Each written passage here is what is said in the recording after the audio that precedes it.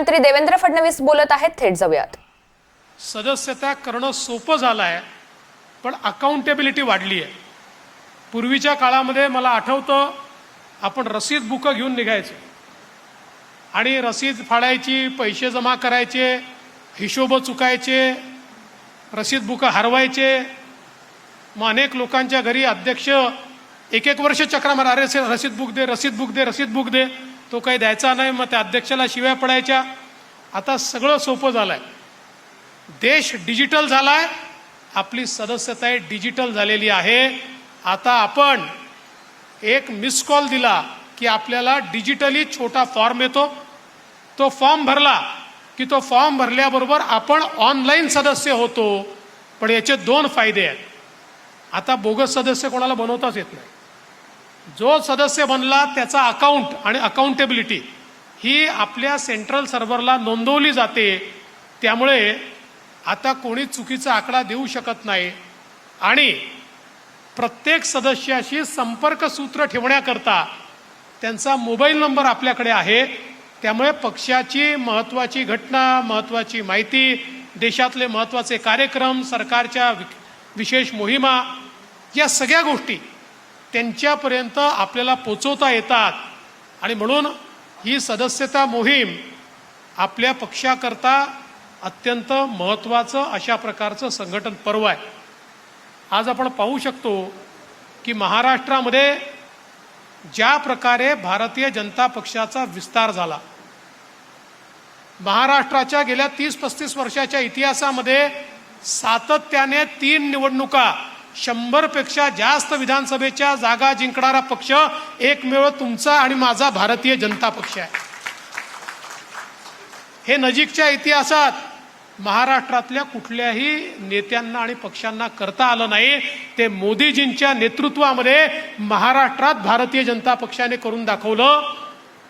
आणि 2014 साली 122 जागा, 2019 साली 105 जागा आणि 2024 साली न भूतो, मी भविष्यात म्हणत ना, भविष्यात रेकॉर्ड तोडू, पण न भूतो अशा 132 जागा जिंकून भारतीय जनता पक्षाने दाखवून दिलं महाराष्ट्रातला सगळ्यात मोठा पक्ष भाजप आहे.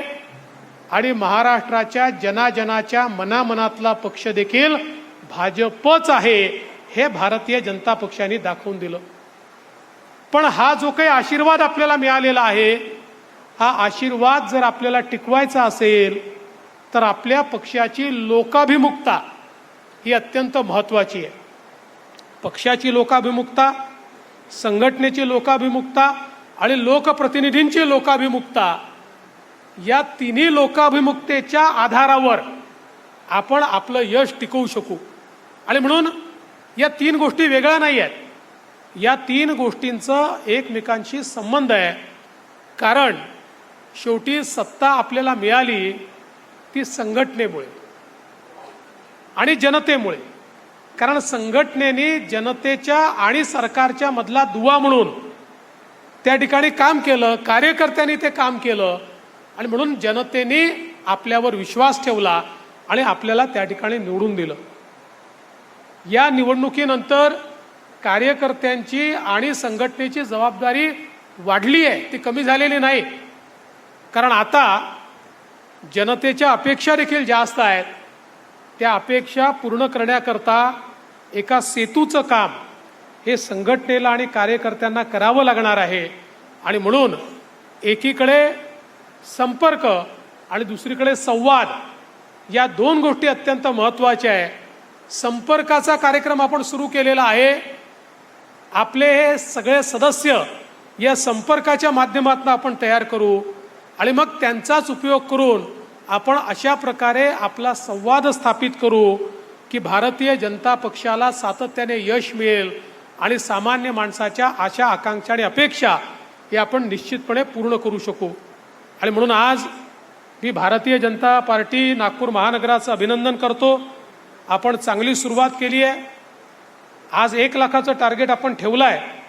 रात्री पूर्ण झालं तर मला फोन करा, आणि नाही झालं तर का नाही झालं हे म्हणूनही मला फोन करा. पण मला विश्वास आहे की तुम्ही जर ठरवलेलं आहे तर 1 लाखाचं टार्गेट आपण पूर्ण करू शकू. पण महानगराचं एकूण टार्गेट किती आहे? एका प्रत्येक विधानसभेतून 1 लाख आणि नागपूर महानगरमधून 1 लाख असे 7 लाख.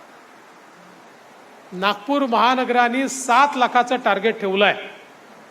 चांगलं टार्गेट आहे, पण याला मेहनत करावी लागेल.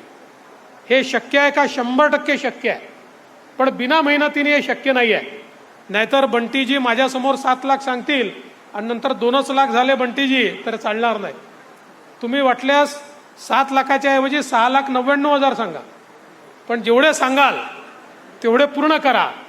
त्यामुळे मला विश्वास आहे की सगळ्या मंडळांमध्ये, आणि मला सगळ्यात जास्त आनंद काय आहे तर तुम्ही माझ्या हस्ते सत्कार त्या लोकांचा केला की ज्यांनी आपल्या बूथमध्ये चांगल्या प्रकारे त्या ठिकाणी सदस्यता नोंदणी केली. ॲव्हरेज ज्यांचा सत्कार आपण केला त्या प्रत्येकाने ॲव्हरेज आपल्या बूथमध्ये 250 लोक, 250 सदस्य नोंदवलेले आहेत. म्हणजे 1000चा बूथ आपण विचार केला तर जवळपास 25% सदस्य त्यातले आपण ऑलरेडी केलेले आहेत. ही अतिशय चांगली अशा प्रकारची अचीवमेंट आहे, आणि म्हणून मी त्या सगळ्यांचं अतिशय मनापासून अभिनंदन करतो. आणि 20 तारखेनंतर जो कार्यक्रम होईल त्या दिवशी मी थकून गेलो पाहिजे.